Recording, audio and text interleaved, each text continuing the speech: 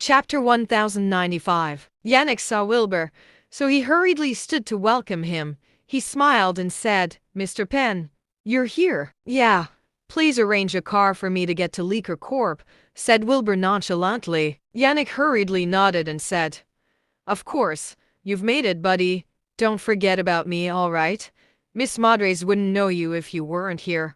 Spare me some credit for that." He felt like Wilbur would be instantly successful if he was hired by Demi. He would not be able to avoid obeying Wilbur in the future. Therefore, he immediately acted friendly around him. Wilbur smiled and said, "Don't worry. I'll always remember you." "Good. I'll make arrangements right away." Yannick chuckled and made a phone call. He also returned Wilbur's phone. Then, he sent him off and watched him get into the car. Yannick sighed after Wilbur left. It would be great if Wilbur could continue to work for him. He would be able to pay him too. It was a shame that Demi wanted to hire him, so he had no chances left. Wilbur was in the car for more than an hour before he reached Spiralville in the Muahead. Spiralville was the biggest city in Mua.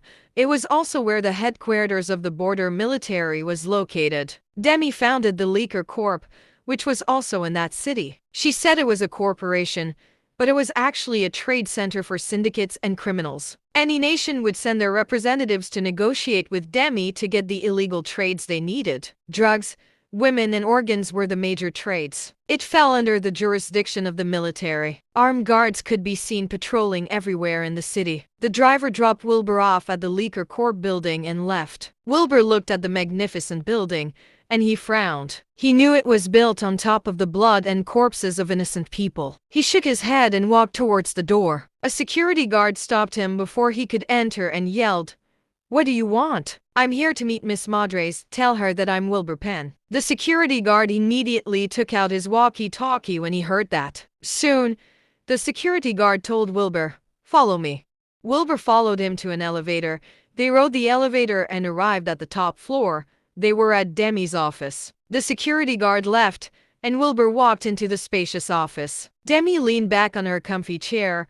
Her slim legs were on the oval office table as she casually smoked a cigar. It was clear that she was enjoying herself. The peak ambience level cultivator silently sat on the side. "That was fast. It seems like you made your decision," Demi said with a smile. Wilbur asked nonchalantly, "Who would say no to money?" "You're right. No one will say no to money. And that's our motto too. But shouldn't you prove yourself before you're hired?" asked Demi casually. Wilbur frowned and asked, "And how should I prove myself?" "Let loose and fight, Buff, to show me what you've got. I'll arrange missions based on your capabilities too," she replied. Buff stood up and said coldly, "Let's go. There's a training field down there." "Don't kill him, okay?" she ordered. Buff nodded and replied, "Understood, miss, I'll hold back." Wilbur said nonchalantly, "There's no need for that. We can resolve it here. There's no need to run, right?"